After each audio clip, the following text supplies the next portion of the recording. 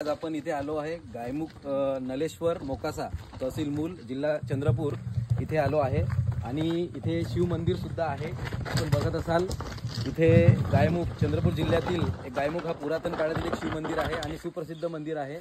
इथे या डोंगरातून जवळपास वर्षानुवर्षे एक पाण्याचा स्रोत म्हणजेच पाण्याचा झरा या गायीच्या मुखातून सतत वाहत असतो। आपण बघाल इथे एक गायीचं मुख आहे, अत्यंत पावन असं आपण इथे बघत असाल गायीचं मुख।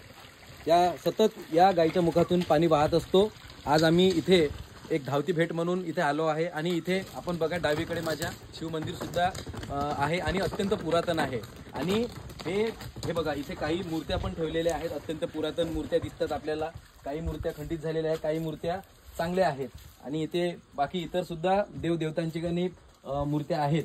त्यामुळे अत्यंत आणि इथे सुंदर अशी कलाकृती एका गायी आणि त्या गायीच्या सोबत वासरू तिच्या बछड्यासोबत अत्यंत एक सुंदर इथे मूर्ती साकारलेली आहे, आपण इथे बघत असाल।